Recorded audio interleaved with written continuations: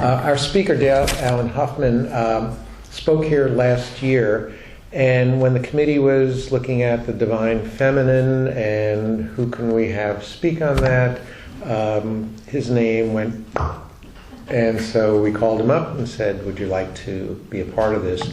And he said he was honored. So we're delighted to have him here. So Dale, in effect, works at awakening the profound transformational qualities that come from intoned, ancient, and indigenous sounds, tones, and languages that are, in effect, activating a very deep presence that we have within us, and also doing sound healing. His focus is not simply on words and languages, but rather on a Gnostic experiential core of how to consciously live a richly mystical life from the inside out. He's not simply a translator as much as an activator, a healing voice for awakening. Dale is pretty much the only soul on earth who is at this point sharing a living, breathing vision of the direct application of the original pre-Christian Aramaic Yeshua and Isis Mary Magdalene teachings from the biblical, Gnostic, and ancient mystery school philosophies, and ties it into a unified whole for people to really experience and understand. Dale shows us why we should not throw the baby out with the bathwater, but instead allow ourselves to bring the ancient Gnostic teachings of Yeshua into the deepest spaces of our mystical heart, transforming our consciousness right down to the deepest elements of energetic and tantric alchemy. His first book, Echoes of the Ancient Dream, Aramaic Toning on the Path of Light, rocketed straight to the #1 hot, and get this, new mysticism release. I didn't even know there was a list of new mysticism release. Maybe he's the only one on it. I don't know. That's the thing. Okay. And it was actually within hours of it being released that it went there. And so, and he also, at the end, he's got books and CDs, DVDs that will be available as well if you'd like to take this home and pursue it even further. And he burns away the veil of religion, theology, linguistics, and mythology with the pure intent of revealing the direct transformational flame at the heart of Yeshua's teachings. So get ready to experience a 10-alarm fire at the fellowship. Let's all welcome Dale Allen Hoffman. So they talk about the divine feminine, and I came up immediately. It's the hair, isn't it? Huh? It's active in here today. I got to say, I've been speaking. Well, this is my 27th year of doing this kind of stuff publicly. For the past 10 years, I've been doing it full time, and I've spoken at hundreds and hundreds of places. But for there to be this much activity, and what I'm saying is transdimensional activity. We're not the only ones in the room on a Sunday morning. It's very rare, and I remember my first time here, and I sensed it. But it's kind of a 10-alarm fire in that respect right now. There's a lot of voices trying to knock at my door right now. Let's put it that way. So what we're going to do is calm them down by actually beginning with a little bit of toning. Okay. Yeah, so I've been toning since I was a little kid. I talk about that quite a bit in my book, about how it just happened very naturally for me in laying back in the stream behind my home in southern New Jersey. And there was this tunnel, this like irrigation tunnel under the ground where the stream would go through under the street to the farm on the other side of the street. And it had these ripples in it, and I would sit in this tunnel that seemed huge as a kid. If I went now, I don't know if I could even sit up in it, probably. And I would just sit Indian style, lotus position, which I didn't know lotus position. And I would just sit there for a long time until I couldn't feel the water as a separate entity anymore, as if it was flowing through me. And I would just start going, making these sounds, but because of the ripples, thousands of these voices would come back, and they'd be reflecting off the water, and I'd lose the sense of who was me and who was someone else.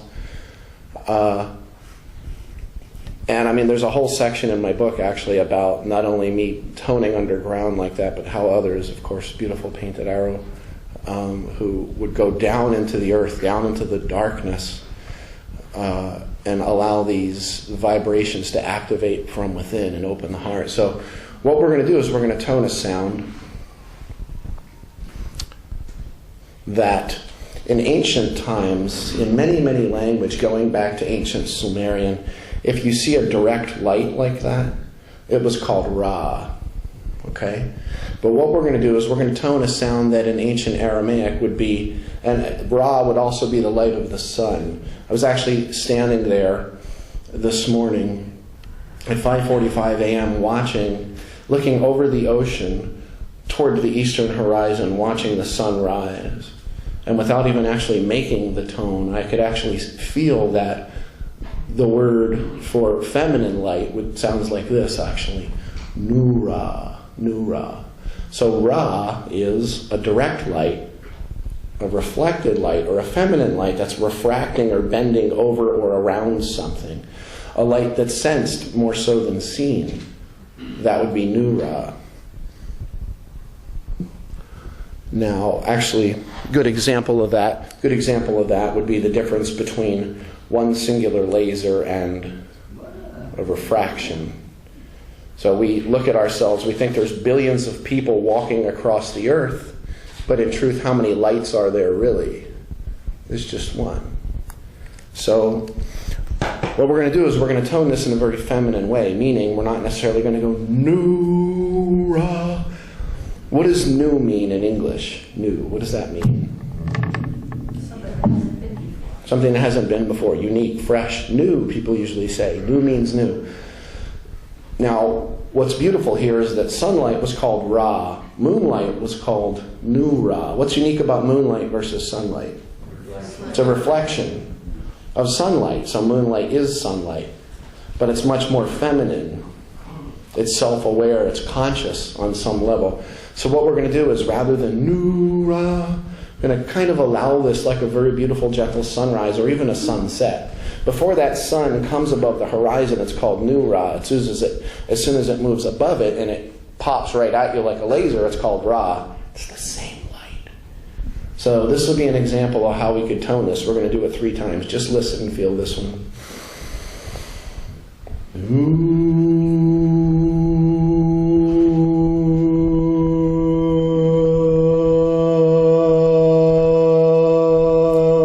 So we're just allowing it to open, okay? It doesn't have to be perfect. It doesn't have to last until the end of time, so you turn blue in the face and I hear as all these people are falling, okay? It's about being open and allowing the tones to come through. Be curious is the way I put it, okay? So we're going to get a good breath of air through the nose. We're going to do this 3 times. We're going to take a break in the middle of each, okay?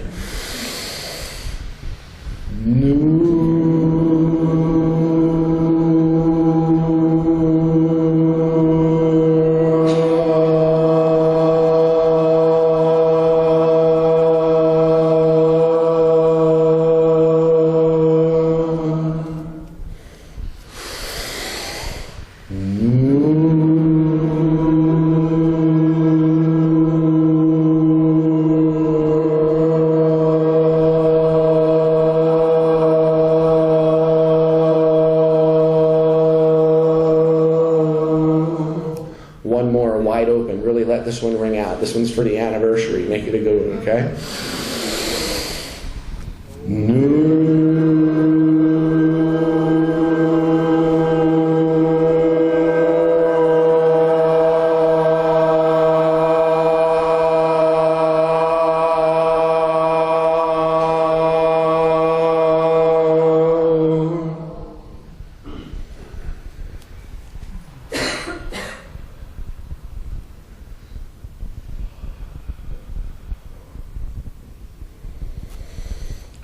How do you feel? Nice, huh?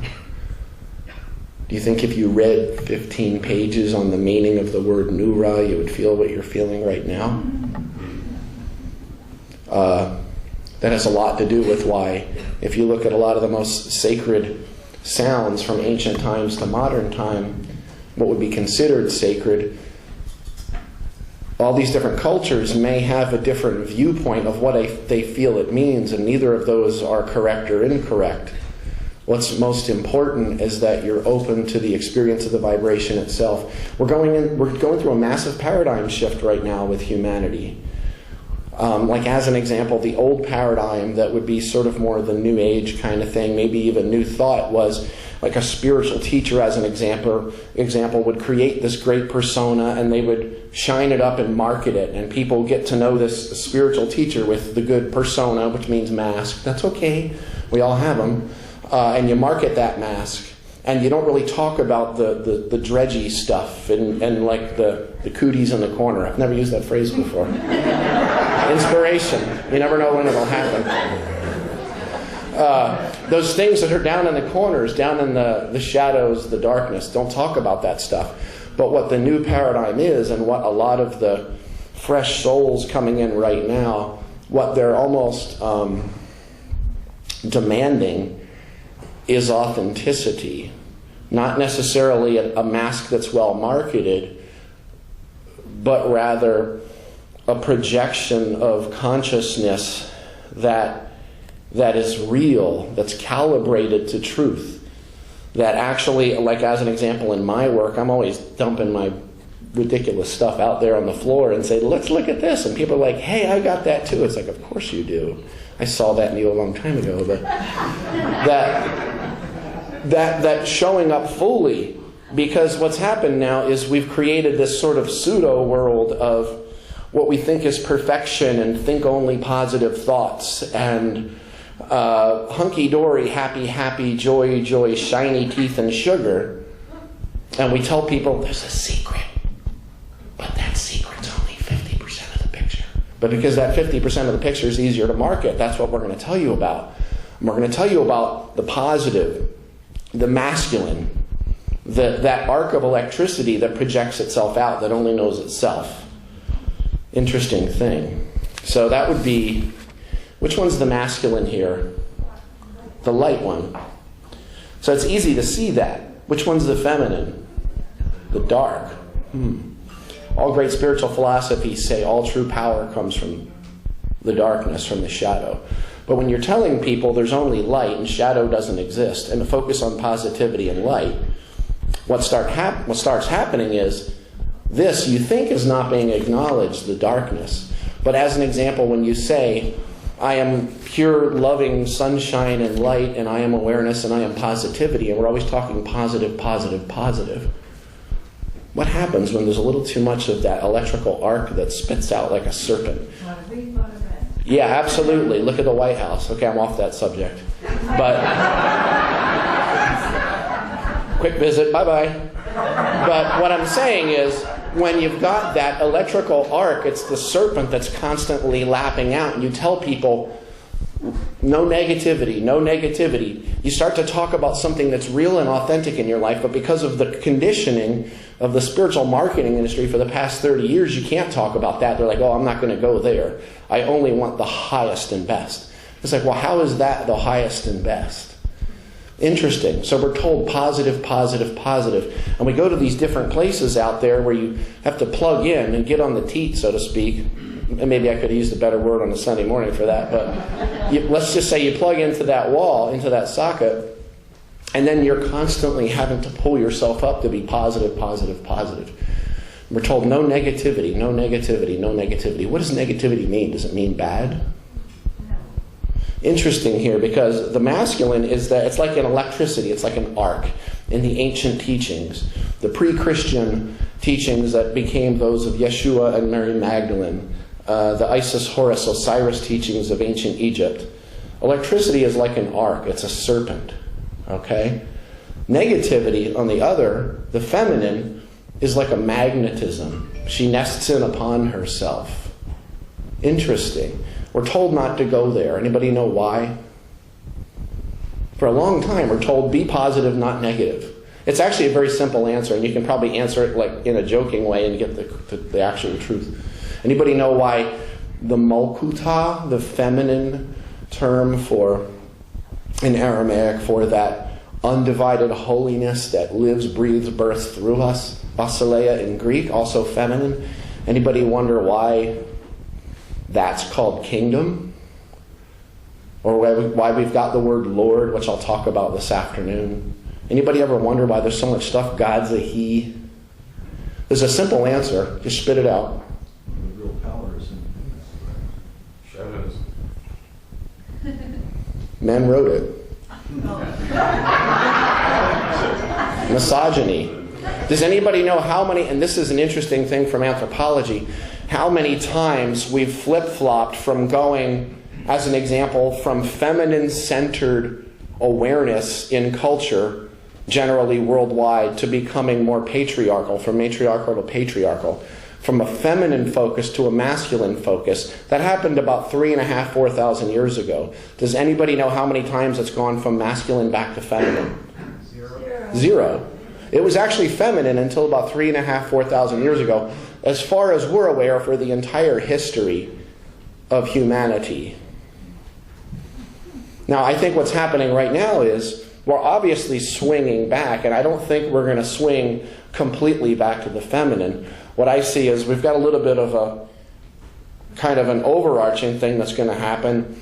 Did you ever think about maybe in the last 18 months that some of the most iconic figures who have dropped their mortal coil were also quite androgynous? David Bowie, Prince. Starting to hopefully wake up, if we can be conscious of this. Christianity, just bless their heart. Bless their heart. Including the ones that would be considered experts in religious theology or languages. They don't even have a clue about the language that Jesus spoke. They don't know anything about it. They don't know who manipulated, translated, retranslated, shifted, recalibrated, all these different things. They don't have a clue about that because they were fed a particular menu by the theological institutions, seminaries, etc., and then they regurgitate that menu. And when that menu gets regurgitated, the better you spit back out, parrot back out the information that was put in, the more you're called an expert. Interesting. But someone like me, on the other hand, expert for a lot of people isn't the first word that comes up. And I'm actually not even interested in that. If there's anything I know after all this time deep in this, I know that I don't know. And I know that even the slightest nuance in how you look at something completely changes its perspective. And you've got 10 people in a car accident, kind of like the world today in a way. And you're looking at it from 10 different perspectives. You'll wonder if any two people were there at the same time. Interesting thing there. But hopefully, if we can be conscious enough now, we can ultimately start to realize, as an example, we live in Asheville, North Carolina, a.k.a. the cesspool of sin. They were doing these topless rallies. I guess they still do them. I don't know. The first year, there was like 3,000 people at it, which means like 10 women and 3,000 men with phones and cameras. But this politician in Charlotte said Asheville is a cesspool of sin. So within 2 days, our fair city was full of T-shirts and bumper stickers that said Asheville, cesspool of sin. We got a special vanity plate we're going to be putting on the front of our car in a couple of weeks. It's all about balance. But what was the point of that one? I'm just kidding. The unique thing is in Asheville, we've got a lot of friends that are either where a man becoming a woman becoming a man. We don't know which direction they're going in. Maybe they don't know. Gender fluid. You know, gender fluid's interesting. Our daughter wrote pansexual on her Instagram account a few years ago, and we're like, oh, I've got to Google that one. I don't know. But hopefully if we can be conscious as there's more masculine energy coming through the feminine, or the feminine humans, and more feminine energy coming through the masculine humans, hopefully we'll start to realize that masculine and feminine has absolutely nothing to do with innies and outies on a physical level. At all. It has to do with how you move, walk, breathe, vibrate in the world. And that has absolutely nobody else's business whatsoever but yours. And we're starting to hopefully realize that if you can't define that, it doesn't matter. Because, I think a good example here is this. Let's say we've had this idea that somehow there's two different energies that are in play, masculine and feminine. So I got a little tiny battery here. That side's positive, the good side, the masculine. That's the feminine, that's the bad side, that's the dark stuff. You think there's anybody in this room that can come up and show me the place where it changes from masculine energy into feminine energy in a battery? Do you think there's a scientist on Earth that could show me the location?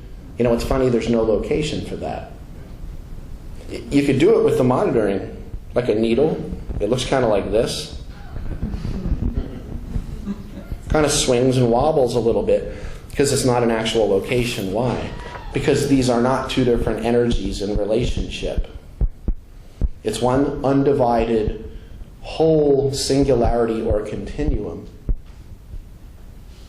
And when you're at one end of what appears to be the pendulum, it might feel a little more feminine. The other end, of course, might feel a little more masculine. Is there anybody in this world that always feels masculine every day or always feels feminine? Doesn't work like that, does it? So, in the ancient teachings, what I'm going to be talking about this afternoon, I'm going to talk about some things that were completely removed from what would ultimately become the Christian teachings. Some technologies and things that come from ancient Egypt, Sumeria, the Akkadian philosophies, Phoenicians, a lot of Egyptian stuff. A lot of things that, as an example, the Cathars preserved and tried to hide away and were essentially slaughtered for. A lot of things that are completely not comprehended in any way whatsoever by modern Christianity. And that's okay. So I'm talking about something that's more feminine here, something that's less tangible, not necessarily a physical thing that you would hold in your hand like a pen, but rather the awareness or perception of it, which would be much more feminine. Now, if you look deep enough in science, they say there's actually no pen. The pen's something that's a projection of my own mind or awareness. And if I showed this to somebody, as an example, from the jungles of South America that's never seen a pen, they're not going to see a pen. And they're also probably not going to see plastic. And they're probably not going to see ink. They're just going to see something they can't comprehend. Not going to know what it is. But we tend to walk around life compartmentalizing and sliding into all these slots of however we were programmed. But what's happening right now is as culture keeps shifting, and there's so much we're at an evolutionary moment of truth right now, all the stuff that we learned and we're trying to live up to, all these goals to be spiritual, I'm going to be spiritual and see only the highest and best in this. Maybe you can try letting that go and just allow yourself to be open. That's how to see the highest and best. Not to hold on to it like some sort of goal. And then, of course, as we have this experience the last few years, last few months, last few weeks, last few days, where it's like there was a roller coaster going down the big hill, and then we're in that hairpin turn, and it's just kind of what it feels like, maybe. Does that feel like something that you really like, huh? You love that, huh? Well, I kind of do, actually. But when you're in those hairpin turns on the roller coaster, are you thinking, let me count how many times I've paid my car insurance in the last 3 years? Are you thinking, did I leave the gas on? Are you thinking, what are you actually doing in those moments? Yeah, that's part of it. You've got that experience of what one would call ecstasy, which is also part of the subject of this afternoon. Oh, that'll hook them in, Dale. Ecstasy. But your focus in those moments when you're in the hairpin turn of those evolutionary moments of truth is to allow yourself to be open and to be in the natural balance of what's flowing. Because pretty much you're not really thinking about all kinds of specifics of all the great things you learned. You read 20 books on how to ride a roller coaster. Trust me, they all get thrown out the window when you're in that turn that we're going through right now. What you're hopefully aware of is that you're allowing yourself to be fully conscious in that experience without, essentially going off the rails on the crazy train, in the words of Ozzy Osbourne. The Ozman cometh. So I'm going to read something here from this is from Echoes of an Ancient Dream, Aramaic Toning on the Path of Light, my book, my first book at least. It says here, I very clearly see, much like Yeshua, that true life comes not simply from what is clearly known, but rather maybe even more so from the great mystery, from the vast expanse of non-knowing, from the clear, pure depth of that which we do not know. We must remain open to those eternal forces which do not fit within our very limited idea of five senses of taste, touch, smell, sight, and hearing. The echoing voice of eternity is not heard with the ear, but rather felt within the heart. In truth, even our five commonly accepted senses is a misnomer, as psychology has long embraced 21 or more individual and unique human senses. Yet the fact of only 5 human senses live on as a persistent modern folklore. Because we're always looking for what we can hold in our hand, that which can be clearly defined. A funny thing that when you acknowledge light, light, light, that darkness doesn't exist, it's actually what darkness means. It means I'm not fully aware of it. I'm not fully conscious of it.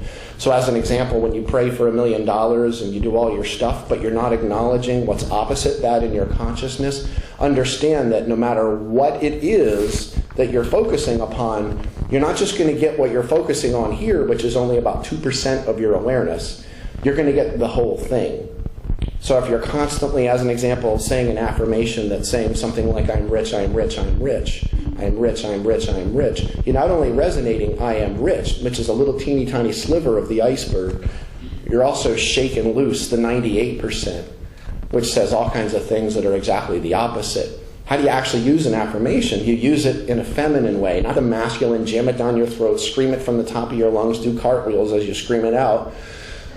But rather that you sit with it and you breathe, and you've got a piece of paper and you write down those things that come up that may, in a lot of cases, be opposite of what the affirmation is. Actually allowing those up into the awareness. This is all part of why we're here right now, because we've been doing this over-masculinized, hold it clearly in your hand, light, light, light, positive, positive, create, create, create thing, that we've almost completely shut off the area of ourself where the inner womb is. The feminine temple has kind of been shut down for a while, not for everybody, but in a lot of ways. So what happens in that evolutionary moment of truth? This temple, by Yeshua, it was called Haikla. In the ancient Egyptian, it was called Ka. It's the energy body. But it's a feminine energy body. Like that reflection of the candle on my hand, it's not a light that you look directly at. It's more sensed than seen. Something much more feminine. But we get into these experiences where the energy body starts to open, a catalytic situation, like crazy stuff happening out on the news or whatever, and your energy body opens. Like when you're flying down in the roller coaster. This was called, as an example, the pinnacle of the temple. The opening of the energy body.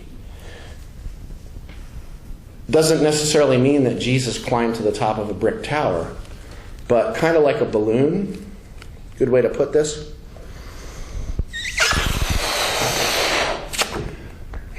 Energy body. And this is the way it's been the last few years.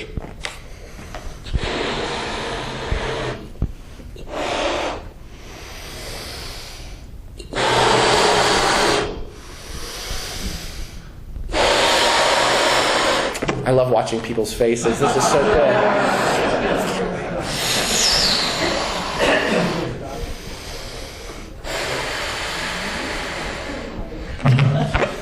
Pinnacle of the temple is that. What's amazing about that is you notice the places where it's a little bit loosey-goosey. You notice the places where you're a little thin and frail. And you'll notice the places where you lock down and you can't let go of that because you're so strong there. But what happens is, when the evolutionary moment happens, right under Bruce's piano, that's great.